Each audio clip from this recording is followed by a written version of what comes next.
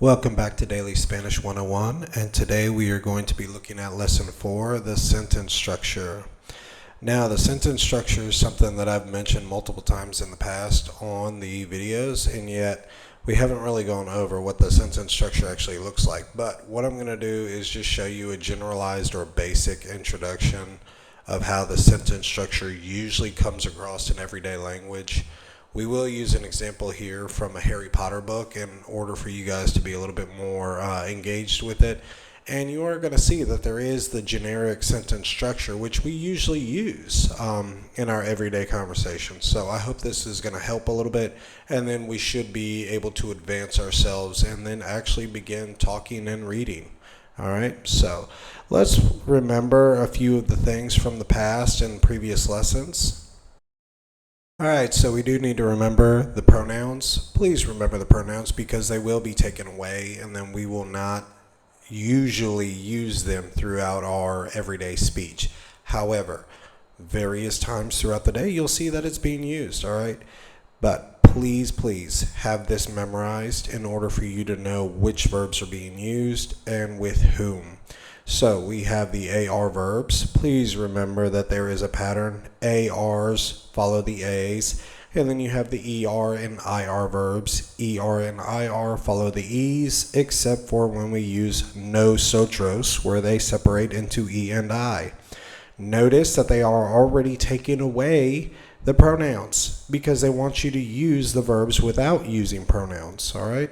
And so then you'll see this pattern. Please follow these patterns. A follows the A, just like I've indicated here, and then the ER and the IR follow the E's, except for when we use nosotros.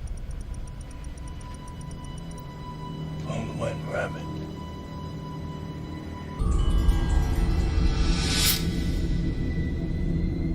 Yeah.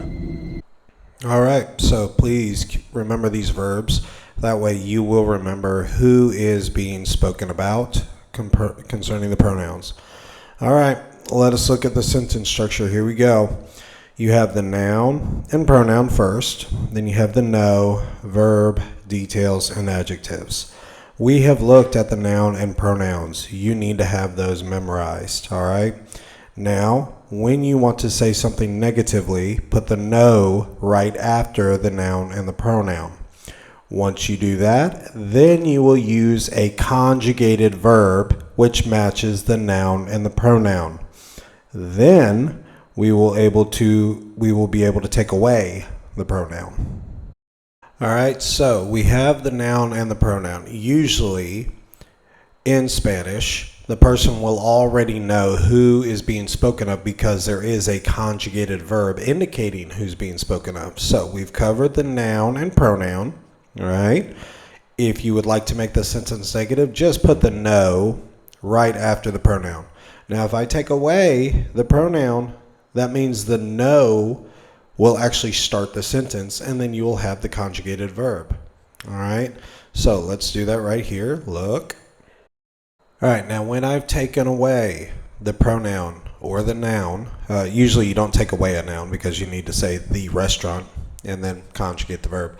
But usually when I take this away, people start flipping out, all right? I don't need you to lose your mind over the simple fact that we've taken away the pronoun. It is inside the verb already. And everyone loses their minds. All right, so as we have this simple sentence structure set up, please just know that when you start the sentence, you usually just use the conjugated verb and then you move on. All right. If you want to make it negative, then obviously you put the NO in front and then use the conjugated verb. Okay. So again, let's go back to our regular AR verbs.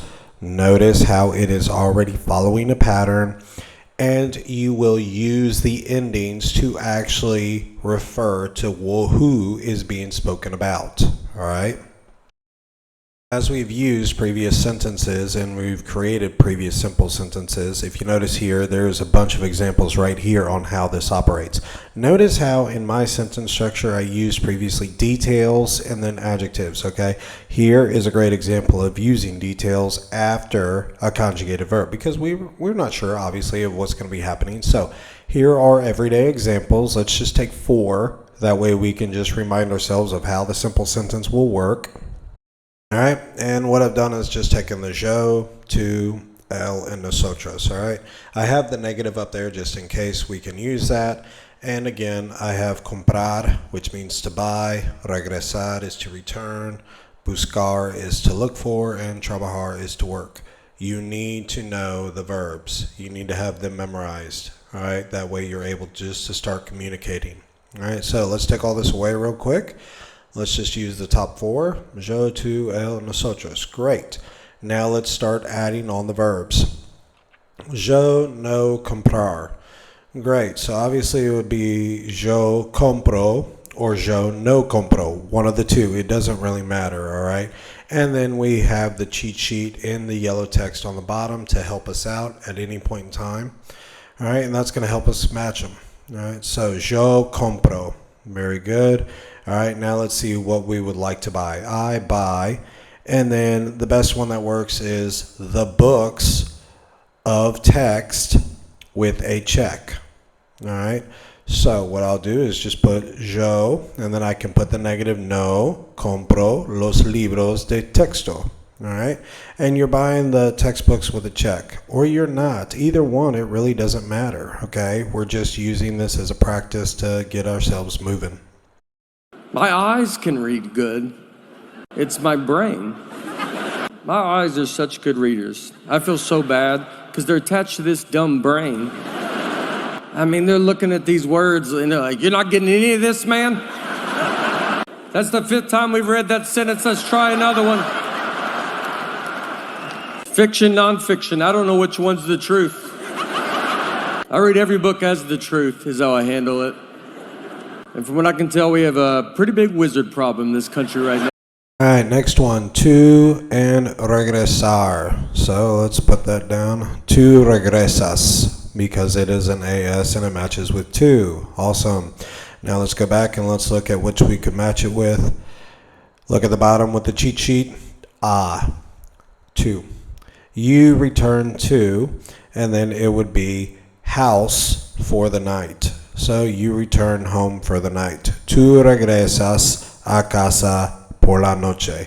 Notice I am just speeding through these. And again, these are simple sentences that we are simply matching in order for us to actually get to real books and real things for us to actually read and get familiar with. And with great power, there must also come great responsibility. Okay, get in. At number 3, we have él and buscar. Okay, so obviously we want to put the ending of the AR verb with there, and so it's going to be an A, él busca. All right, and so we are just following the A because it's an AR verb, and then we need to match it. So él busca for something. He looks for something, and then we want to see the. He looks for the science building, el edificio de ciencia. All right, so we put el edificio de ciencia. He looks for the science building. The simplicity, right? And this is what we're wanting to do. Just match the sentences. Now I know you don't know some of the details from the sentence structure, but that's fine. We're practicing this, and then you're going to become better with it, okay? But you need to know the verbs.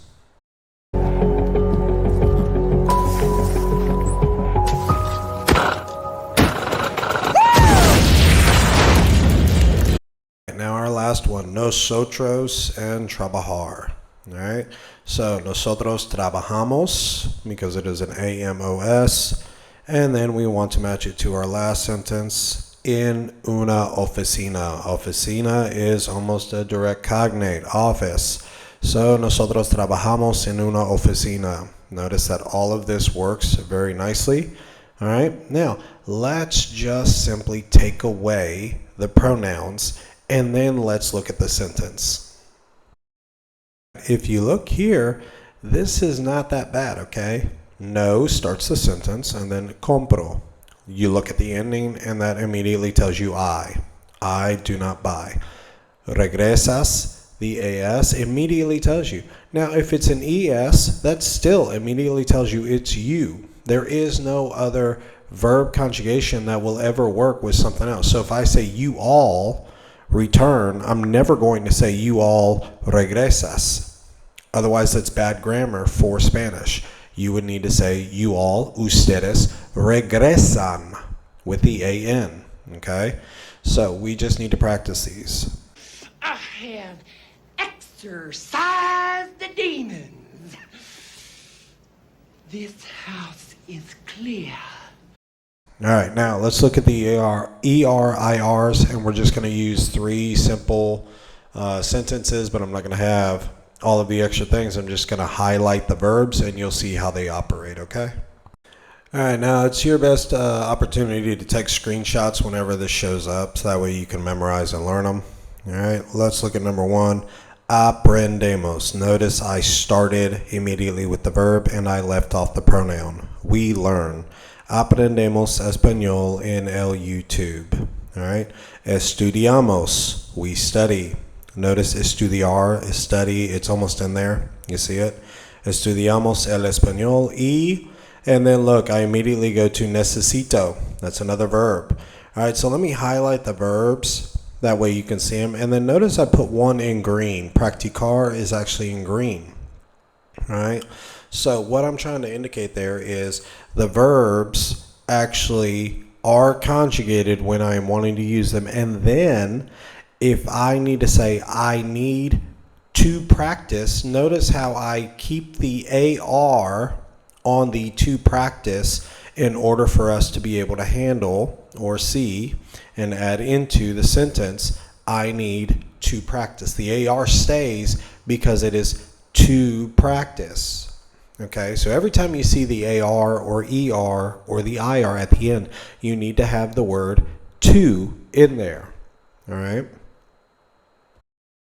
A little bit faster with number 2 here. Trabajo en la escuela. Notice that I immediately start with I work. I don't put yo in there, although I could. I just simply say trabajo en la escuela. And then estudiantes, students. It's almost a cognate. Estudiantes hablan, they speak a lot in the Spanish, in el español. All right. So then let's try and move ourselves to number 3. All right, number 3. Los estudiantes desean. And then look, I have to put the ER comprender. They desire. So los estudiantes, they desire, desean, to comprehend. So I need to keep the ER. Anytime you see a second verb follow that first verb, you usually keep it in the infinitive. That is how that works. It stays in the infinitive unless you're using it as an ing. But again, we'll get to that later. So it is los estudiantes desean comprender el español. All right. And then they practice a lot. Okay, so practican. Notice I did not use ellos. I just went immediately to practican. Okay, and then we have viven. Ellos viven in Texas. All right, so I'm not necessarily needing to use the pronouns. I just need to listen and know the verbs. That is your goal, to listen and know the verbs. All right, now let's look at Harry Potter. Let's see if we can look at some sentence structures in Harry Potter, and it will get a little bit complex, but I hope this is helpful or makes sense for you. Come on, Tom. Let's finish this the way we started. Together. So this is an excerpt from the first book, The Philosopher's Stone. And what we have here is a meeting between Dumbledore and Professor McGonagall before Harry is dropped off with his aunt and uncle, the Dursleys. All right, and so they are holding a small conversation pertaining to the situation with Harry's parents, Lily and James. All right, and what I'm going to do is I want to concentrate on the first paragraph, the first one. I don't want to concentrate on the second paragraph, but I will reference and show you different things that are taking place. But please, please, please, do not start flipping out as soon as something goes different than my normal sentence structure. I am saying the first sentence structure that I've been using is a simple one. Okay, so don't start going on to the comments and being like, well, that's not a simple structure. Just notice the first paragraph and the first few sentences and how it operates, and then we can move into other type things, okay? All right, so what I'm going to do is first I'm going to take it out of the actual book text and I'm going to put it into typed text. So please notice here it's just in blue now, and now it's typed text. I hope this helps a little bit better. And what I'm going to do is I'm going to start highlighting the verbs for you. All right, so in the first paragraph, notice these verbs which I've highlighted. All right, and sure enough, it says Dumbledore. Dumbledore inclino.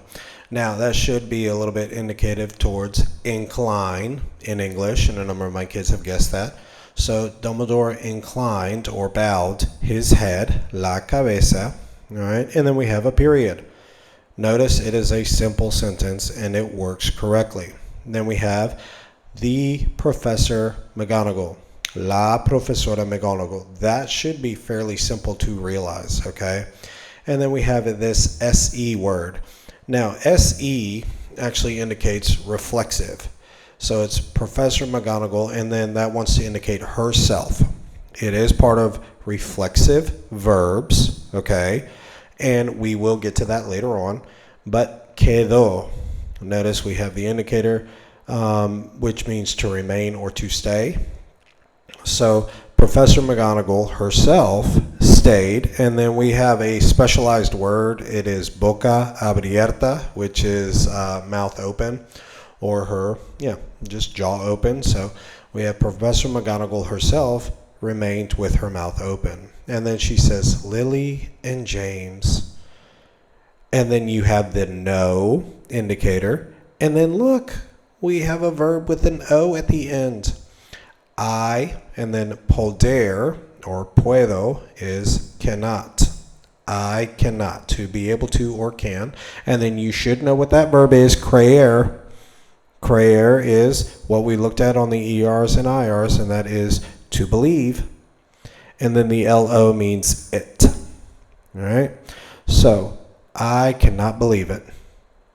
And then querer is I do not want to believe it. So we have the no indicator. Want, I do not want to believe it. All right? And then she says, oh, Albus. And then it's Dumbledore. And then he, draws close to where McGonagall is. So he draws close.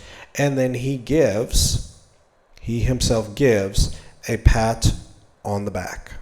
And he's giving that to Professor McGonagall. And then Dumbledore says, lo se, which is I know. I know. And so we follow with verbs. This is how it operates. Now, this is just the first paragraph, okay? Now, the secondary paragraph, I will highlight the verbs, and then I will read it for you. But I hope this is helpful in knowing this is how sentence structure, at least the simple sentence structure, operates. It's something that you will use every day. And then we can move to more advanced structures, okay? But please, please, please don't start fretting, oh my gosh, this is very complex. It's actually not. It's just the simple fact that you need to learn to crawl before you can start sprinting or doing marathons, okay? All right, so second paragraph, and let me read it for you. La voz de la profesora McGonagall temblaba cuando continuó. All right, the voice of the Professor McGonagall shivered or trembled, temblaba, trembled, when she continued, continuó. Right? That is not all. Notice how she immediately is saying something is not all. That is not all. Dicen, they say, dicen, E-N, they say that one person, singular, quiso matar, one person wanted to kill to the son of the Potter, to Harry. So they say that one person wanted to kill the Potter's son towards Harry, Harry, but that he could not. He could not kill that child. Nobody knows why. Not how, but they say that as he could not kill him, the power of Voldemort, he should not be named, the power of Voldemort had been broken. And that is the reason for why he has gone. Dumbledore, Yep. Actually, that's not dialogue. It's just them saying something. All right. Dumbledore inclined, again, assentio, or basically resigned or placed downward in agreement with his head. And he himself was still dumbfounded, so to speak. Apesambumbrado. Yeah, I can't get that word. I could get that word if I was reading it, but if I'm like sitting here on the microphone trying to do it, it's very difficult. All right. I hope this has been helpful. I hope everything is going well. And please look out for lesson 5. Again, simple sentence structure. If you haven't watched this video and you're trying to go through lesson 5, then it could be a problem. All right. See you on the next one.